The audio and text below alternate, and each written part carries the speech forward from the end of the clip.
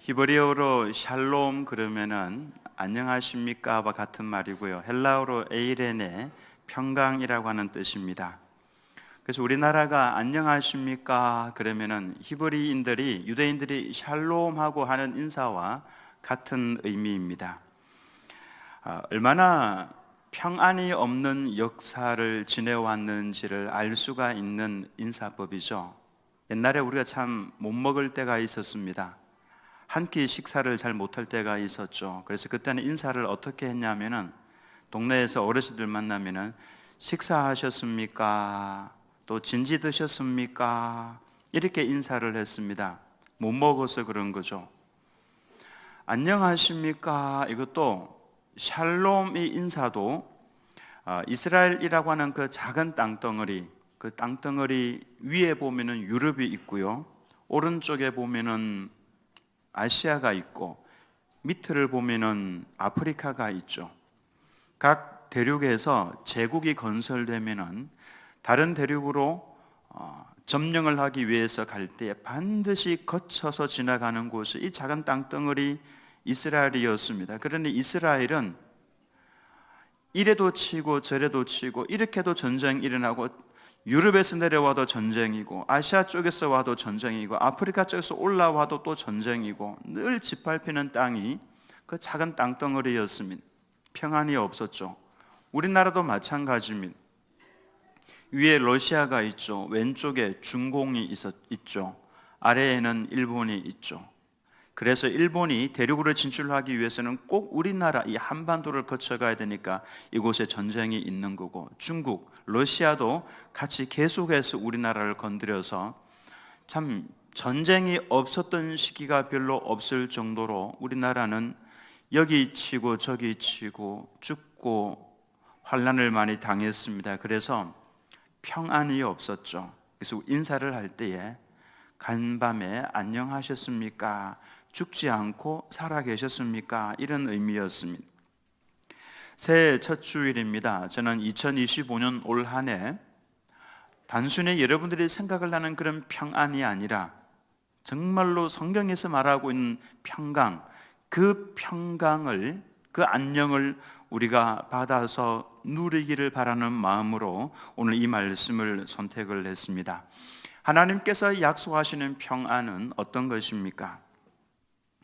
어느 초등학교 선생님이 학생들에게 평화라고 하는 주제로 그림을 그리게 했는데 두 점이 선정이 되었습니다.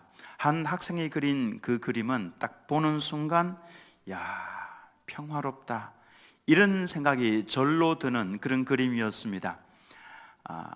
잔잔하게 흐르는 시냇물이 있고요. 그 옆에 옹기종기 모여있는 집들이 있는 마을이 있었고 따뜻한 태양볕이 내려쬐는 그 아래에 삽살개가 엎드려서 평안하게 잠을 자는 그런 전경이었습니다. 딱 보는 순간 평화가 느껴지죠.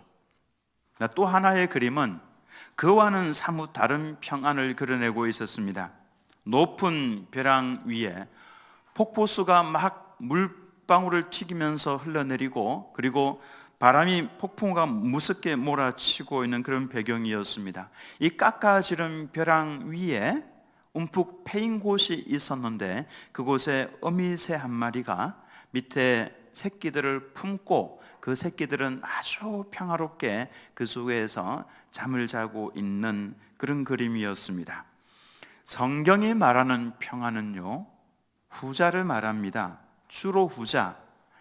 환난과 핍박과 어려움 가운데에서도 평안하게 잠을 잘 수 있는, 다윗이 전쟁터에 나가서 10,000인이 나를 둘러서 죽이려고 한다고 할지라도 나는 잠을 잤습니다 라는 표현이 있죠.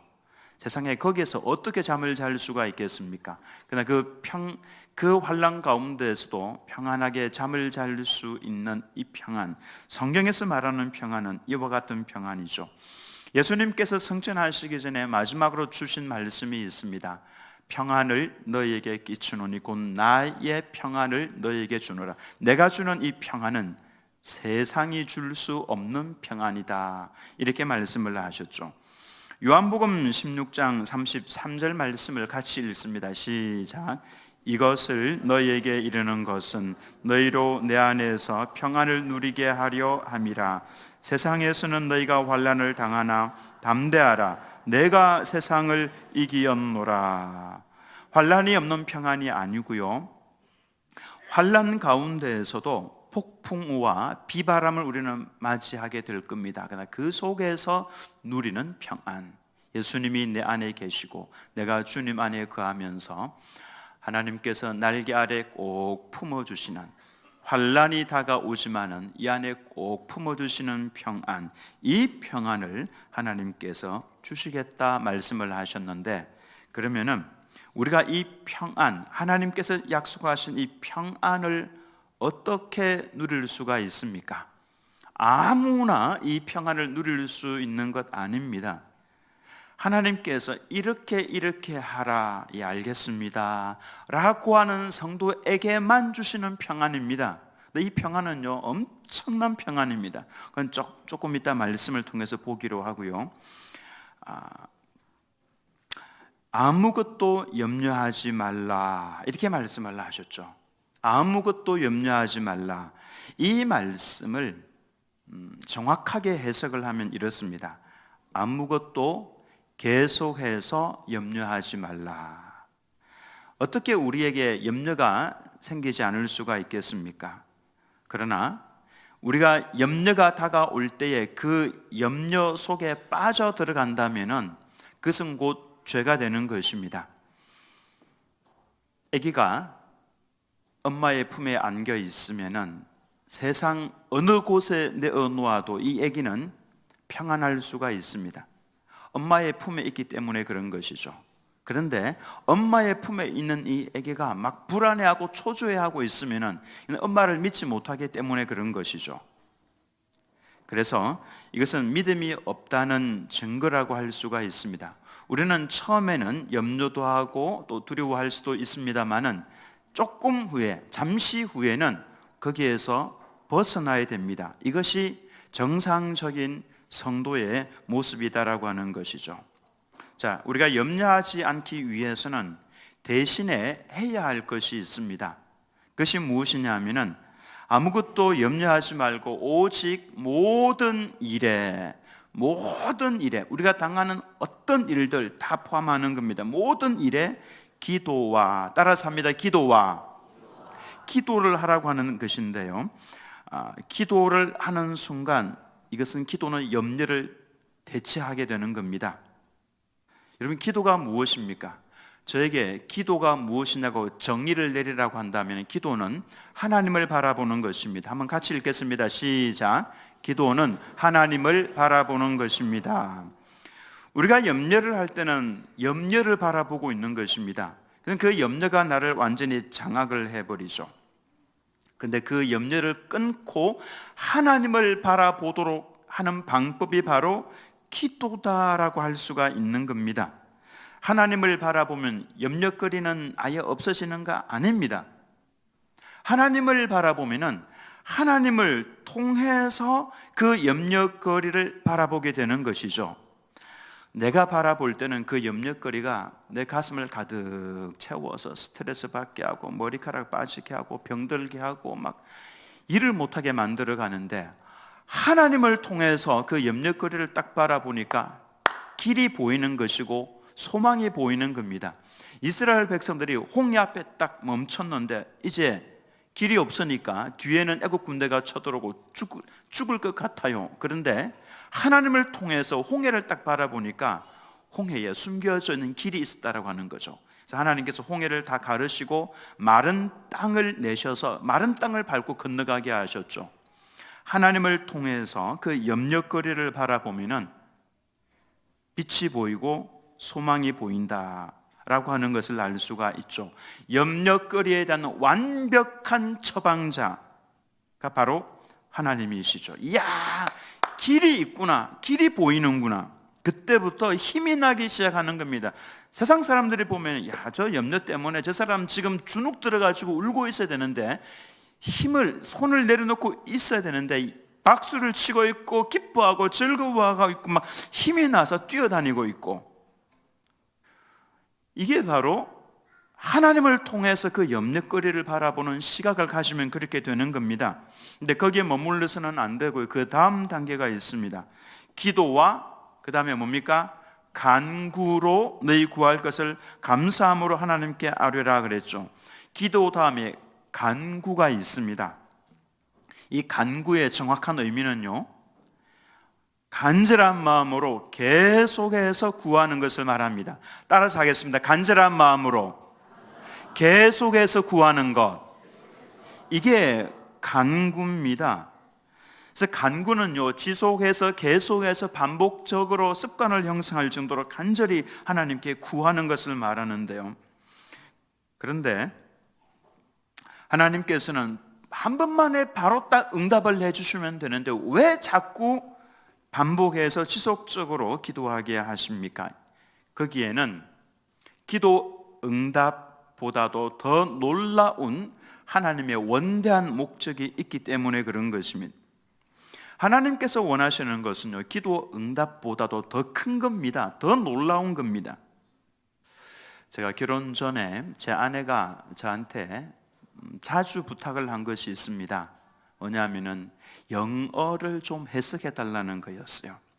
그래도 제가 제 아내보다도 영어를 조금을 더 잘했기 때문에 아내가 이제 숙제 받은 거 있으면은 이거 좀 해석해 주세요. 그러면서 이제 저를 만납니다.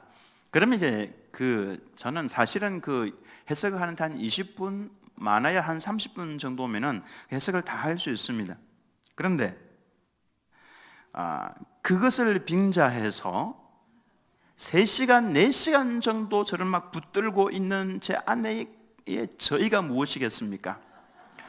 그 일을 통해서 단순히 해석하는 거, 그건 한 20분 해서 그냥 주면 됩니다만은 이걸 빙자해서 3시간, 4시간 동안 저를 만나러 오는 이유는, 죄송합니다, 사실은 제가 만나러 갔습니다. 그렇게 한 이유가 무엇입니까? 단순히 그 응답, 그 답을 주기 위한 것이 아니라 그보다 더 깊은 사귐을 가지기 위해서 그런 것이죠. 더 놀라운 의도가 그 속에 있는 겁니다. 우리는 자칫 잘못하면 기도를 하나님과 우리 사이의 상거래 정도로 생각을 할 수가 있습니다. 하나님 응답해 주십시오. 그래, 여기 있다 주고 오케이 감사합니다 끝나는 거, 이게 아니라는 거죠. 하나님께서는 응답을 해 주시는데 그보다 더 중요한 것, 왜 지속적으로 기도하게 만드십니까? 단 한 번의 기도로 응답을 해주시면 얼마나 좋겠습니까마는, 그렇게 하면은 하나님과 우리 사이에 깊은 관계는 형성이 되지 않습니다.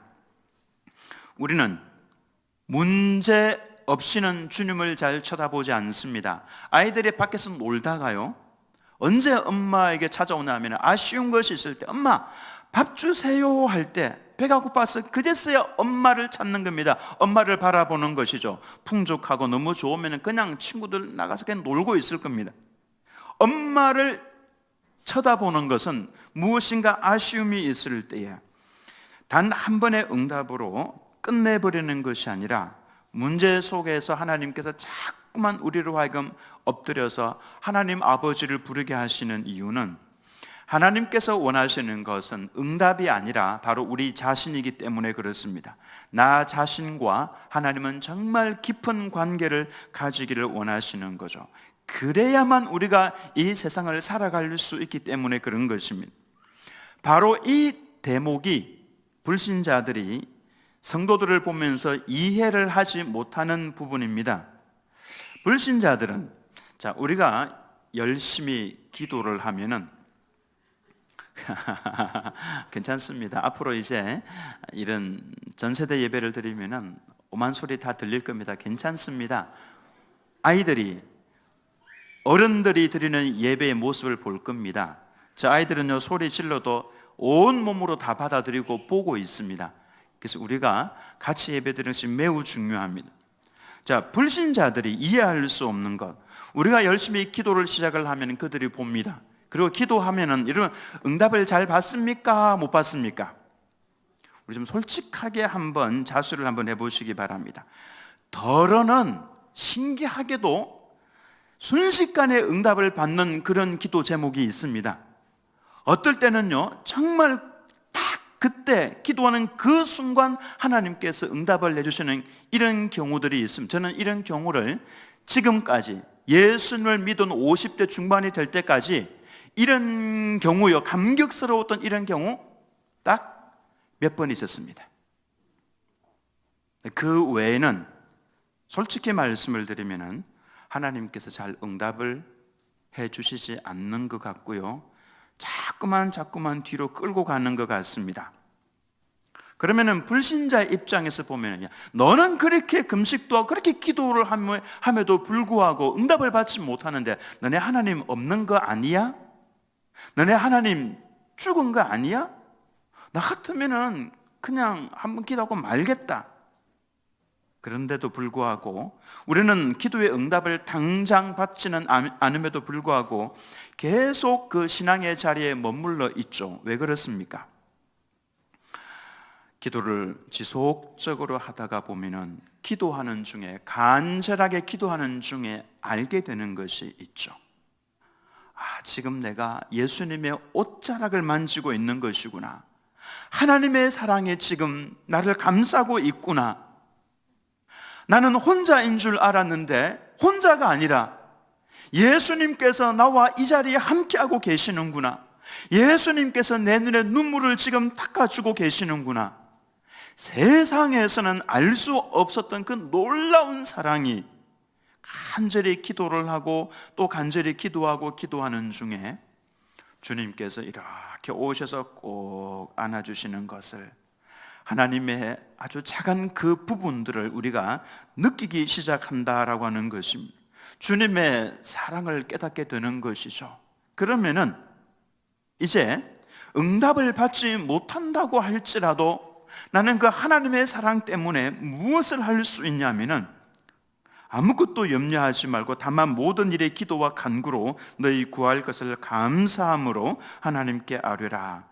간구를 하는 동안에 뭐가 나오냐면은 감사가 나옵니다.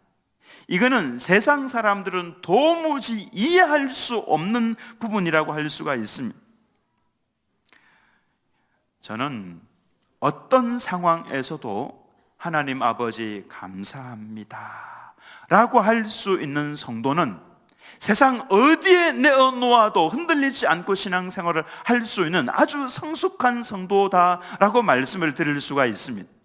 어떤 상황에서도 하나님 아버지 죽음 앞에서도 감사할 수 있다면 그는 세상은 흔들 수 없는 엄청난 신앙이다라고 할 수가 있습니다. 이 간구를 하는 동안에 우리는 하나님을 바라볼 수 있고 하나님의 사랑을 느낄 수가 있죠. 만약에 그 염려거리가 아니었더라면은 우리는 하나님 앞에 이토록 간절하게 엎드리지 않았을 겁니다. 이렇게 눈물을 쏟지 않았을 겁니다. 그 염려거리가 아니었다면 우리는 지금 어떻게 살고 있을 것 같습니까? 아마도 세상에 나가서 죄악 끊지도 못하고 그 가운데서 마구마구 살고 있을 겁니다.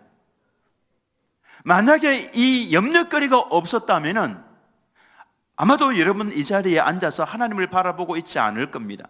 대충 바라보거나 아니면 술자리에 가 있거나 그러겠죠. 그래서 이렇게 이 염려거리를 가지고 하나님 앞에 나와서 지속적으로 간구하다가 보면은 감사가 절로 나올 수밖에 없는 것입니다. 하나님, 나에게 염려를 주어서 하나님을 바라보게 하시니 감사합니다. 단 한 번의 기도에 응답하신 것이 아니라 계속적으로 기도하게 하시는 이유가 하나님의 사랑을 깊이 경험할 수 있도록 해주신 것이기 때문에 감사합니다. 그래서 이때는 응답을 받지 않아도 나도 모르는 사이에 내 안에서 감사가 흘러나오게 되어 있습니다. 그렇게 하면은 놀라운 일이 하나 생기는데요, 이 모든 순종의 결론 다 같이 한번 오늘 말씀 7절 말씀을 같이 읽겠습니다. 우리 큰 소리로 같이 읽습니다. 시작. 그리하면 모든 지각에 뛰어난 하나님의 평강이 그리스도 예수 안에서 너희 마음과 생각을 지키시리라. 그리하면, 이 말씀은 결론이라는 말씀입니다. 너희가 이렇게 하면은 염려하지 말고 기도하고 지속적으로 하나님께 간구하고 그리고 감사하면, 그리하면 하나님의 평강이, 자, 이 평강은요, 따라서 하겠습니다. 하나님의 평강, 사람의 평강이 아닙니다. 하나님의 평강, 하나님 마음속에 있던 평강, 하나님의 평강입니다. 이 하나님의 평강이 내 마음과 생각을 딱 지키시면은 그 사람은 흔들리지 않습니다. 어떤 상황에서도 흔들리지 않습니다. 죽음 속에 던져진다고 할지라도 하나님의 평강이 이 속에 견고하게 딱 자리를 잡고 있으면 누가 흔들어도 흔들리지 않습니다. 누가 어떤 말을 해도 요동하지 않습니다. 왜? 하나님의 평강이 나를 붙들고 있기 때문에 그런 것입니다. 다니엘은요, 하루에 3번씩 매일매일 기도하던 우리 믿음의 선배입니다. 그가 왜 매일매일 기도했냐면 늘 간구하다가 보니까 하나님의 평강이 다니엘을 딱 사로잡았습니다. 이것은 세상의 그 어느 것과도 바꿀 수 없는 놀라운 것이었습니다. 왕이 그러죠. 다리오 왕이 앞으로 30일 동안 왕 외에 다른 신에게 기도하면은 잡아서 사자굴에 던져 넣겠다라고 하고 왕의 도장을 딱 찍었습니다. 왕의 도장을 찍었다라고 하는 것은 변개할 수 없는 것이고 반드시 실행한다. 반드시 실행한다. 그때 다니엘은 그걸 알았죠. 요동함이 없었습니다. 추호의 흔들림도 없었습니다. 성경 말씀 잘 보십시오. 다니엘은요, 야, 큰일 났다, 이런 것도 없었습니다. 왜냐하면 평소에 하나님께 간구하면서 놀랍게도 하늘의 평강이 다니엘의 마음을 딱 사로잡고 있었기 때문에 왕이 도장을 찍든지 사자굴에 던져 넣는다고 해도 전혀 요동함이 없이 흔들림이 없었습니다. 어떻게 했냐면은 왕이 도장이 찍은 것을 알고도 그는 집으로 돌아가서 예루살렘으로 향하여 열린 창에서 무릎을 꿇고 그 하나님께 기도하며 감사하였더라, 이렇게 기록을 하고 있죠. 스데반 집사님은 날아오는 돌 앞에서도 요동함이 없었습니다. 그 얼굴이 천사의 얼굴처럼 그렇게 바뀌어졌죠. 사자굴에 던져진 다니엘은요, 그날 밤 평안하게 잠을 잘 수가 있었습니다. 오히려 다리오 왕이 두려워서 막 안절부절 못했었죠. 하나님께 늘 간구하면서 기도하는 성도는 이와 같은 하나님의 평안이 그를 사로잡는다라고 하는 것입니다. 근데 하나님께서는 왜 다른 것도 약속을 할 수 있는데 왜 이 평안을 선물로 주시겠다고 약속을 하셨습니까? 우리는 문제 해결을 원합니다. 그래서 그 문제를 하나 해결하고 나면은 놀랍게도 그 다음에 또 다른 문제가 기다리고 있는 것을 압니다. 그래서 산 하나를 어렵게 넘고 나면은 그 뒤에 산이 또 있다는 것을 알게 되죠. 그러면 기도할 때 하나님, 산을 좀 없이 해 주십시오, 이렇게 기도할 수 있습니까? 그게 아니죠. 하나님께서 원하시는 것은 그 산을 넘어갈 수 있는 능력을 주는 것을 하나님께서는 원하신다라고 하는 것이죠. 계속해서 내 앞길에 나타날 그 문제들, 염려거리들, 산들, 파도들, 그 모든 것을 대할 때에 배짱을 딱 가지고 흔들리지 아니하고 내 안에 주님이 계시고 주님이 주시는 평강을 가지고 흔들림 없이 그 산을 넘어가는 성도, 하나님께서 원하시는 바로 이 성도다라고 하는 것입니다. 오늘 2025년도를 지나가면서 여러분 마음속에 다짐을 하시고 뜻을 세우시기 바랍니다. 하나님, 나는 이제 염려하지 않을 겁니다. 대신에 기도할 겁니다. 기도하되 지속적으로 변함없이 하나님의 이름을 부르면서 감사할 겁니다. 그럴 때 하나님의 평강, 하나님 가지고 계시는 평강이 우리와 우리 자녀들의 마음속을 가득 채우게 해 주옵소서. 이와 같은 하나님의 사람으로 살아가시기를 예수님의 이름으로 축원합니다.